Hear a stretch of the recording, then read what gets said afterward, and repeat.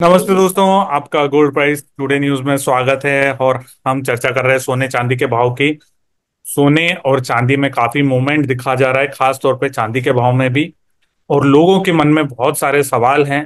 अभी मैं silver shop India में भी था, तो वहां पर भी बहुत सारे लोगों ने हमसे सवाल पूछे कि अब आगे क्या होगा, क्या करें।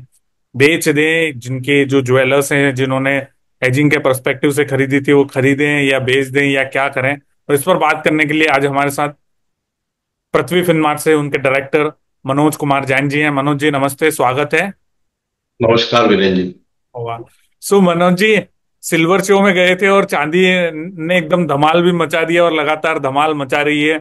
तो शुरुआत आज सोने के बदले चांदी से करेंगे। सो चांदी को कैसे देख रहे हैं आप? चांदी में जिस तरह की उम्मीद थी वीरेंद्र जी, वैसा ही यहाँ पे होता हुआ दिख रहा है। और चांदी अब सबकी चांदी भी करती हुई नजर आ रही है। पिछले साल दिवाली के आसपास से ही जब हम आपके साथ लगातार शो कर रहे हैं, तो हमने इस वर्ष दिवाली तक यानी 2025 की दिवाली तक इंटरनेशनल मार्केट में 38 से 40 डॉलर प्रति ट्राई आउंस और भारतीय बाजारों में 1,14,000 से 1,20,000 तक के लक्ष्य निर्धारित किए थे। और उसकी एक डिटेल्ड रिपोर्ट भी हमने जारी की थी। और उसी डायरेक्शन में चांदी की कीमतें जाती हुई नजर आ रही है। हम काफी समय से देख रहे थे कि 34 डॉलर प्रति ट्राई आउंस इंटरनेशनल मार्केट में एक रेजिस्टेंस बना हुआ था और कीमतें वो लेवल से एक रिवर्सल दिखा रही थी। लेकिन हमने पिछले सप्ताह एक अच्छी बढ़त यहाँ पे कीमतों में आते हुए देखी। और अब कीमतें 36 डॉलर के स्तर को भी पार करती हुई नजर आई है। और भारतीय बाजारों में हमने लाइफ टाइम हाइज बनते हुए देखे। कल कीमतें 1,07,000 के स्तर को भी टेस्ट करती हुई नजर आई थी। तो जो फंडामेंटल है और जो यहाँ पे यूएस और चाइना के बीच में फिर एक बार ट्रेड नेगोशिएशंस के लिए वार्ता जो लंदन में शुरू हुई है, तो उससे और यहाँ पे एक होप बनती हुई नजर आई है।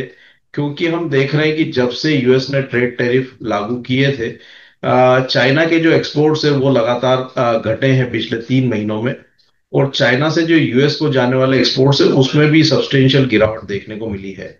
साथ ही हम देख रहे हैं कि यूएस में भी जो इकोनॉमिक कंडीशंस है वो ट्रेड टैरिफ के लागू होने के बाद बिगड़ती हुई नजर आई है। और वहां पे भी जो इकोनॉमिक इंडिकेटर्स है वो कहीं ना कहीं एक हम कह सकते हैं कि इकोनॉमी के ऊपर प्रेशर की ओर इशारा कर रहे थे। तो ऐसे में विश्व के दो बड़ी अर्थव्यवस्थाओं के बीच में फिर से एक बार ट्रेड नेगोशिएशंस के लिए वार्ता का शुरू होना, यह भी चांदी के लिए एक बड़ा पॉजिटिव है। डॉलर इंडेक्स में लगातार गिरावट हम देख रहे हैं। साथ ही हम देख रहे हैं कि जो यूरोपियन इकोनॉमी है वहां पे एक अच्छा सुधार जो है वो देखने को मिल रहा है। यूरोप में इन्फ्लेशन में गिरावट है, ईसीबी ने लगातार ब्याज दरों में कटौती की है। तो ये जो तमाम फंडामेंटल्स है चांदी की कीमतों को स्ट्रांगली सपोर्ट कर रहे हैं। तो उसी को मद्देनजर रखते हुए हमारा मानना है कि 40 डॉलर के जो स्तर है वो चांदी यहाँ दिवाली तक हासिल करती हुई नजर आएगी। और भारतीय बाजारों में भी 1,20,000 तक के जो स्तर हमने निर्धारित किए थे वहां तक कीमतें पहुंचती हुई नजर आएगी वीरेंद्र जी।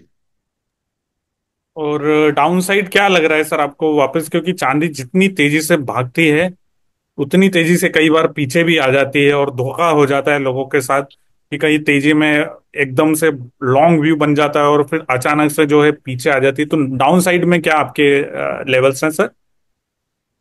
डाउन साइड में हमारा मानना है कि जो रेजिस्टेंस बना हुआ था 34 डॉलर यहाँ पे काफी समय से चांदी के लिए, अब वो यहाँ पे एक सपोर्ट का काम करेगा। अगले 2 से 3 महीनों की अगर मैं बात करूं तो। और भारतीय बाजारों में कहीं ना कहीं 1,00,000 से 1,02,000 की जो रेंज है वो एक सपोर्ट जोन होगा। तो जो भी यहाँ पे ट्रेडर हैं जो यहाँ पे ट्रेडिंग के लिहाज से काम करते हैं, तो 34 डॉलर के नीचे का एक वो क्लोजिंग स्टॉप लॉस मेंटेन करके चल सकते हैं। और भारतीय बाजारों में 1,00,000 के स्तर के नीचे का एक स्टॉप लॉस मेंटेन करके चल सकते हैं। हालांकि यहाँ पे वोलेटिलिटी चांदी में काफी रहेगी क्योंकि ये इंडस्ट्रियल के साथ साथ प्रेशियस मेटल भी है। और उसके चलते हम देखते हैं कि जो समय समय पे काफी जो बयान आते हैं उसका असर साफ तौर पर चांदी की कीमतों में देखने को मिलता है। तो वोलेटिलिटी बिल्कुल रहेगी, लेकिन हमारा मानना है कि फंडामेंटल यहाँ पे काफी स्ट्रांग है। हर बड़ी गिरावट के बाद एक स्ट्रांग यहाँ पे बेस जो है कीमतों में बनता हुआ नजर आएगा। और अभी ये जो रैली की शुरुआत हुई है, हमारा मानना है कि अगले 1 से 2 साल ये कंटिन्यू रहना चाहिए वीरेंद्र जी। सर गोल्ड में अभी भी बुलिश हैं आप? शुरू से बुलिश रहे आप तो वैसे।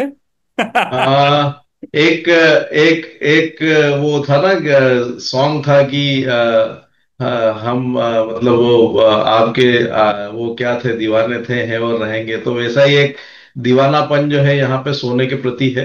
और सोना हमेशा ही एक रियल असेट क्लास हम कह सकते हैं। और रिस्क ऑन जो है सेंटिमेंट वो यहाँ पे काम करता है। इन्फ्लेशन हमेशा रहने वाला है, अनसर्टेनिटी रहने वाली है। डॉलर इंडेक्स में लगातार गिरावट हम देख रहे हैं। चाइना में जो सेंट्रल बैंक है उसकी जो बाइंग के नंबर्स आए मई मंथ में, लगातार 7वें महीना जो है चाइना की सेंट्रल बैंक ने सोने में बाइंग की है। तो अभी कोई ऐसे बड़े नकारात्मक फंडामेंटल्स यहाँ पे उभर कर नहीं आ रहे जो सोने में कोई बड़ी गिरावट लेकर के आए हैं। तो बिल्कुल ये एक हमने बड़ी यहाँ पे रैली देखी है, तो उसके चलते कंसोलिडेशन या हम कह सकते हैं कि हल्का फुल्का जो करेक्शन है वो जरूर देखने को मिल रहा है। लेकिन बड़ी गिरावट की संभावनाएं कतई नहीं लगती है। हमारा मानना है कि 3080 डॉलर से $3100 अब यहाँ पे एक स्ट्रॉन्ग सपोर्ट का काम करेगा लंबी अवधि में। वहीं शॉर्ट टर्म में $3240 यहाँ पे एक अच्छा सपोर्ट रहेगा। भारतीय बाजारों में अगर मैं बात करूं तो 94,000 के नीचे अभी शॉर्ट टर्म में कीमतें जाती हुई नहीं दिख रही है। और कभी अगर कोई पैनिक आता भी है तो फिर यहाँ पे 91,000 एक स्ट्रॉन्ग सपोर्ट जो है सोने के लिए रहेगा। तो कोई बड़ी गिरावट की संभावना नहीं है। अगर यहाँ गिरावट आती भी है तो निवेशकों को निचले स्तरों पर एक्यूमुलेट ही करके चलना चाहिए।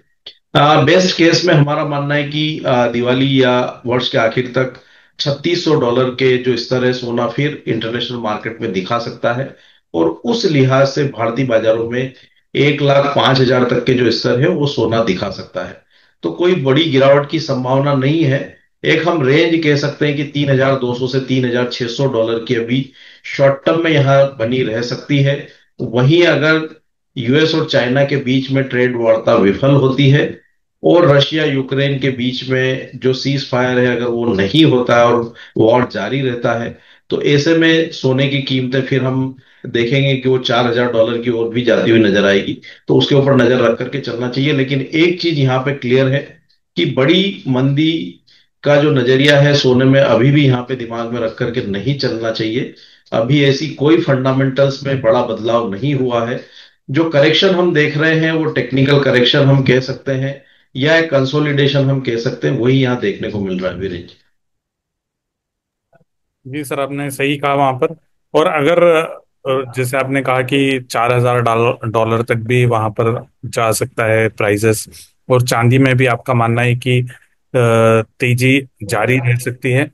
तो चांदी के भाव में ये जो रिसेंटली तेजी आई थी सर, ये कुछ कोई स्पेसिफिक कारण देखने को मिल रहा है क्या इसका, कि क्यों एकदम से स्पाइक आया, या बड़े दिनों से जो है वो चुप बैठी थी चांदी, और अचानक से अभी गोल्ड सिल्वर रेशियो जो हम 100 के ऊपर पहुंचता हुआ देखा था हमने, अभी 91 92 के आसपास दिख रहा है। वहां पर से कोई संकेत मिल रहे हैं क्या गोल्ड सिल्वर रेशियो से? और दो तीन चीजें इसमें जो है वो नजर रखने वाली है जिसकी वजह से हमने कि स्पाइक देखा है। एक तो यहाँ पे कीमतें काफी समय से कंसोलिडेट कर रही थी। दूसरा हम देख रहे थे कि जो गोल्ड सिल्वर का रेशियो है वो 102 के आसपास जो है पहुंचता हुआ नजर आया था। और हमने देखा है कि जब जब भी रेशियो 102 के आसपास गया है वहां से एक स्ट्रांग रिजेक्शन जो है उसमें देखने को मिला है। मतलब सोने में या तो मुनाफा वसूली या पॉज देखने को मिला है और चांदी की कीमतों में एक स्ट्रांग रिवर्सल देखने को मिला है। तो वहां जब वो रिजेक्शन फिर हमने आते हुए देखा और 100 के नीचे जब गोल्ड सिल्वर रेशो फिसला, तो वहां से संकेत मिले कि चांदी में एक यहाँ पे स्ट्रांग रिबाउंड की संभावना है। तीसरा यहाँ पे जब यूएस प्रेसिडेंट की जो चाइनीज प्रेसिडेंट के साथ में पिछले सप्ताह थर्सडे को जो फोन कॉल हुई थी और उन्होंने संकेत दिए कि हम यहाँ पे फिर से एक बार ट्रेड नेगोशिएशंस की तरफ आगे बढ़ रहे हैं, वहां से एक मजबूत जो है संकेत चांदी की कीमतों में आते हुए नजर आए। और सप्ताह के आखिरी दो सेशन में है हमने एक अच्छी बढ़त जो है चांदी की कीमतों में आते हुए देखी। तो ये काफी सारे कारण हैं जिसके चलते हम कह सकते हैं कि एक ओवर ड्यू थी रैली वो होती हुई नजर आई है। और अब एक यहाँ पे एक स्ट्रांग जो बेस है वो कीमतों में बनता हुआ नजर आ रहा है वीरेंद्र। चलिए मनोज जी, बहुत अच्छा लगा आपसे बातचीत करके। और जाते जाते सर कोई डिस्क्लेमर देना चाहेंगे आप? सोने और चांदी के फ्यूचर्स मार्केट में हमारी कोई व्यक्तिगत पोजीशन नहीं है, लेकिन समय समय पे रिकमेंडेशन होने के चलते इसमें क्लाइंट्स की पोजीशन हो सकती है। कोई भी ट्रेडर या निवेशक सोने या चांदी के फ्यूचर्स मार्केट में कोई भी पोजीशन लेना चाहता है तो अपने वित्तीय सलाहकार की सलाह से ही ले। और दोस्तों, ये वीडियो हमने जानकारी के पर्पज से बनाया है। अगर आप कोई खरीद बिक्री करते हैं या कोई ट्रेड करते हैं, कुछ भी करते हैं, तो अपने वित्तीय सलाहकार की राय से काम लीजिएगा। साथ ही सोने चांदी के भाव पर आजकल न्यूज बहुत ज्यादा इम्पैक्ट डाल रही है, तो न्यूज के ऊपर भी नजर रखिएगा, क्योंकि न्यूज की वजह से कभी भी भाव उल्टा और पुल्टा हो सकता है। Thank you so much Manoj. Thank you.